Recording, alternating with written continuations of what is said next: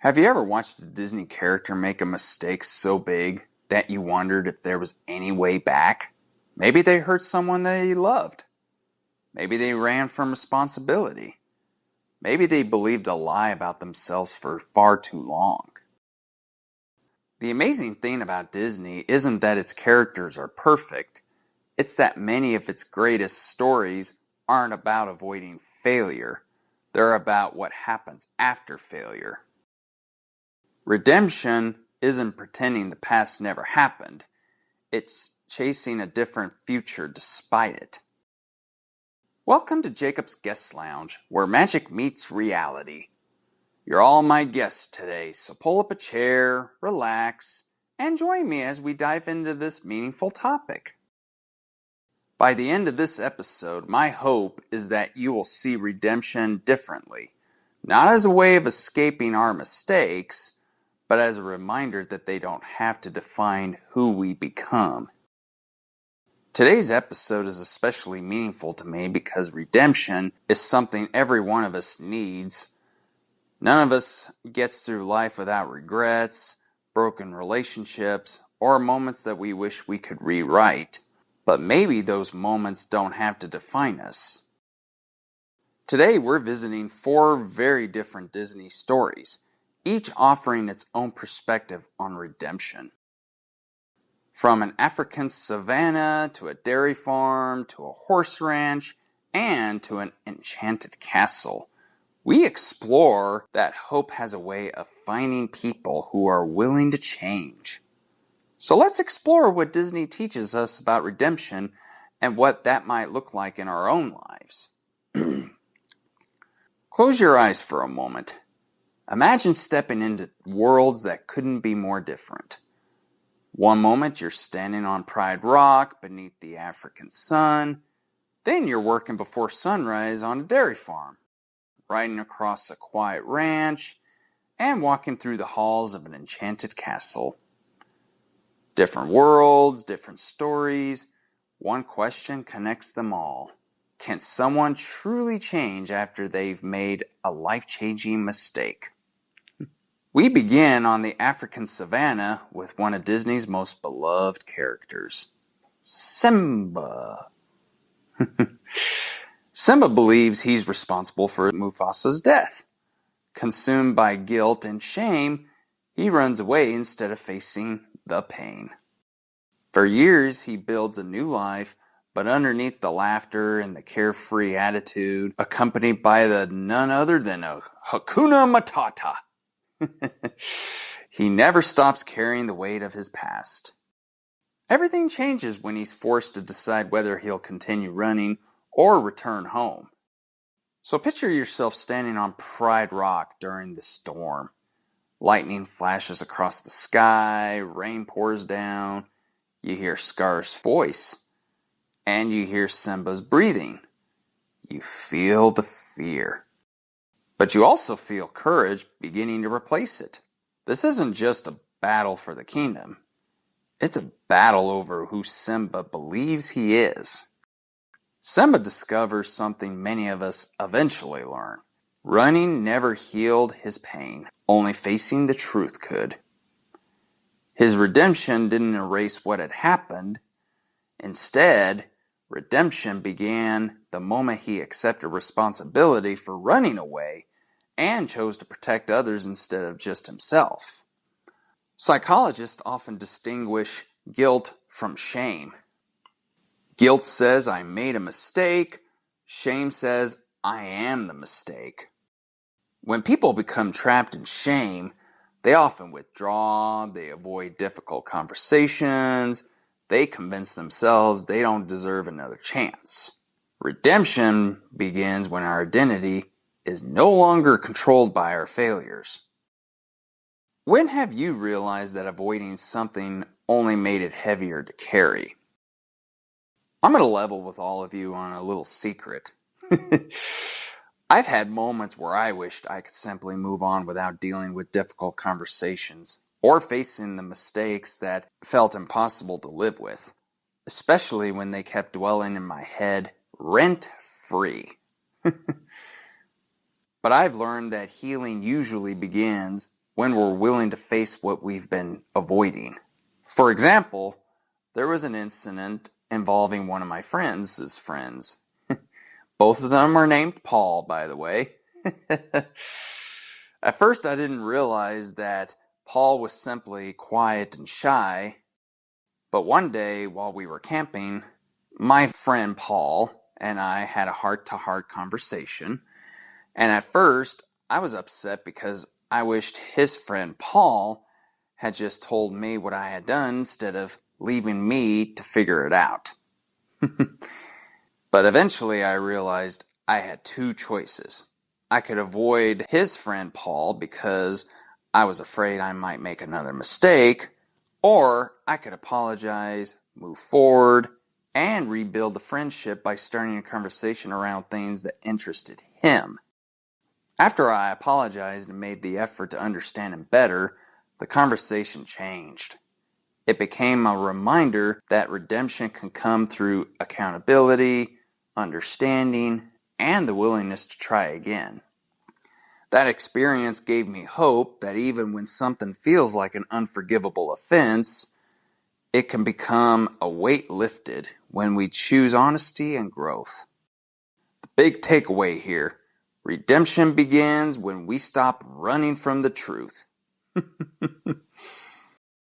Our next story takes us somewhere very different.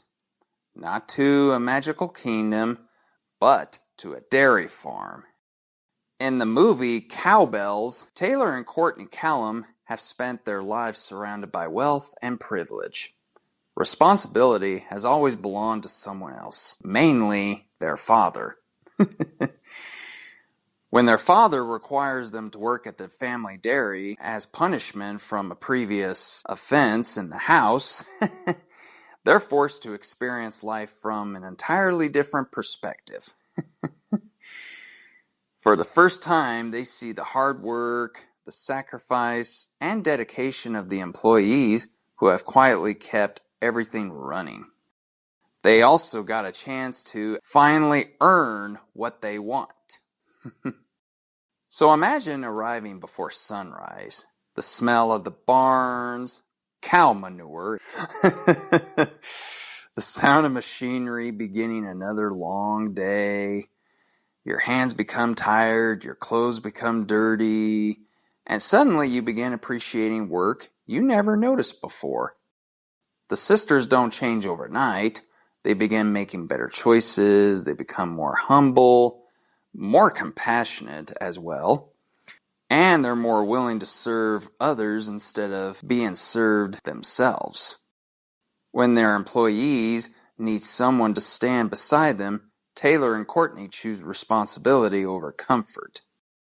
Their redemption isn't about correcting one mistake, it's about allowing humility to reshape who they become.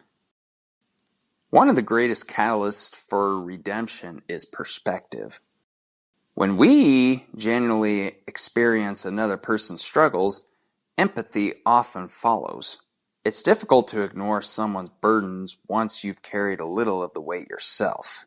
Has there ever been a moment when someone's actions changed the way you view them? Whether they were wealthy people who became nice, or they happened to be dirt poor and they had a really nasty attitude. One of the reasons this theme resonates with me is because I've learned that our mistakes don't have to become the moments that define us. For example, I remember a time at work when I made a mistake that I genuinely thought would cost me my job. I felt the weight of what had happened, but instead of only focusing on the mistake, my lead recognized something important. I took responsibility, worked to resolve the issue, and I learned from what had happened. That moment changed the way I viewed him. First off, patience was a very big thing I noticed about him. It reminded me that great leaders don't just look at someone's mistakes, they look at their willingness to learn, grow, and make things right. While I couldn't change what had happened, I could choose how I responded and what I carried forward from that experience. Big takeaway here. Redemption grows when humility replaces entitlement. Our next story takes place from a dairy farm to a ranch. And in this movie called Horse Sense, Michael Woods enjoys a comfortable life. He's confident, he's popular, he's used to getting his way, and spending time with his lovely girlfriend. Then he's sent to spend time with his cousin Tommy on a struggling ranch. At first, Michael resists everything. The work, the slower pace, the responsibility. But little by little, the ranch begins changing him. So I want you all to picture the sunrise over the fields. The quiet sounds of horses, dust beneath your boots. There's no audience, no applause. The only sounds you may hear may be a rooster doing the cock-a-doodle-doo. Just honest work and one decision at a time. Michael's redemption isn't dramatic, it's gradual. He learns discipline, he enjoys being able to work with his own two hands, and he learns responsibility. He begins caring more about people than appearances, and especially himself. He also learns how to be a better cousin towards Tommy.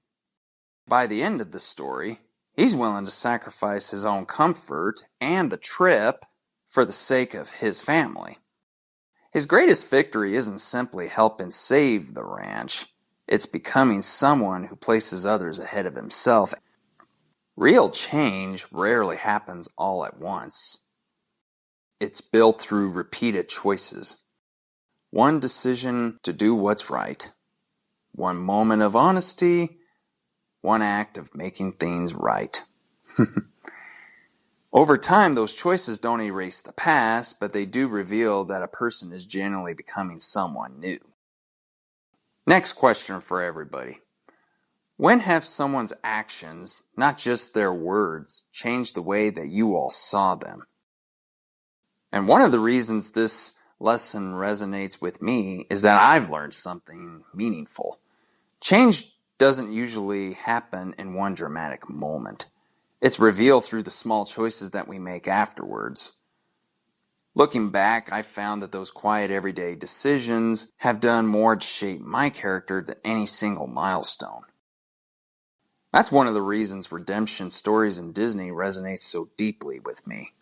They remind me that while we can't rewrite the past, we can choose who we're becoming today. Big takeaway here.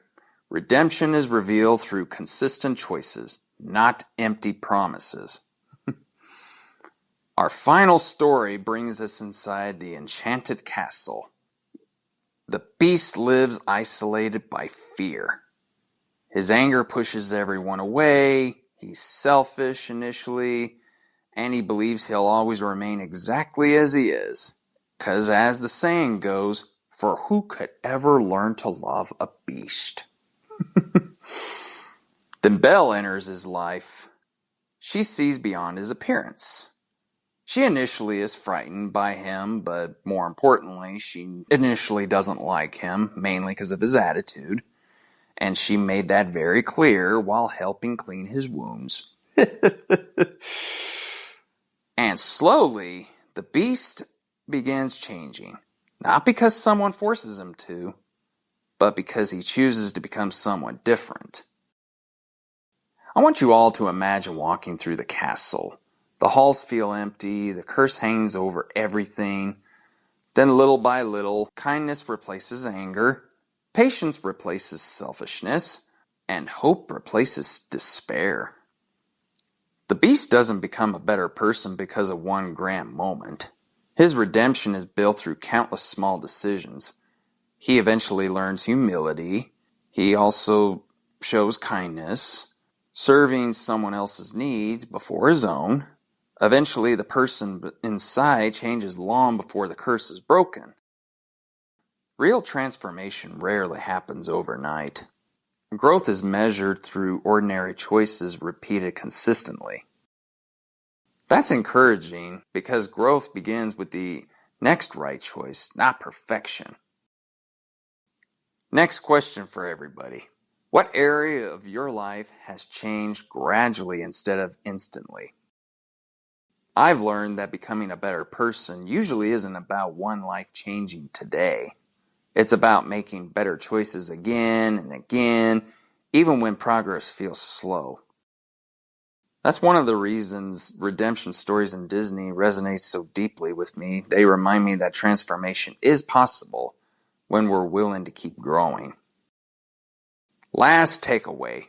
Redemption reaches its fullest expression when a changed heart learns to love. Today we explored 4 different pictures of redemption. Simba reminded us that redemption begins when we stop running from the truth. Taylor and Courtney showed us that humility can transform a selfish heart. Michael taught us that lasting change is built through faithful choices over time. And the Beast demonstrated that even someone defined by anger and fear can become someone marked by kindness and love. Together, these stories reveal something beautiful. Redemption isn't reserved for perfect people.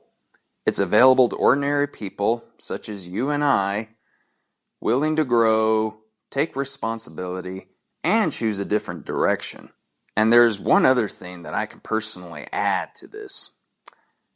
It may seem like second chances are rare by today's standards, and we may often feel that one strike you're out seems to be the ideal way of viewing life.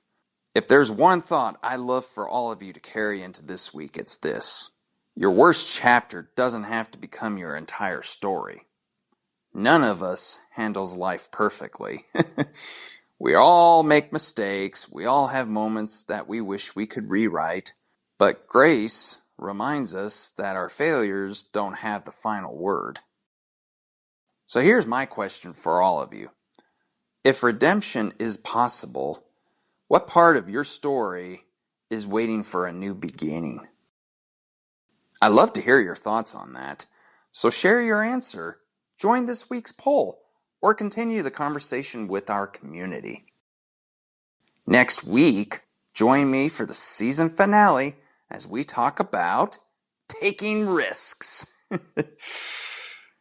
If today's conversation encouraged you, consider following the podcast. Share this episode with someone who might need it, and visiting the show's website to stay connected. Remember this. Every Disney story reminds us that hope is often waiting just beyond our hardest moments. If you enjoyed this episode, follow Jacob's Guest Lounge wherever you listen to podcasts, or visit www.loungewithjacob.com to explore more episodes.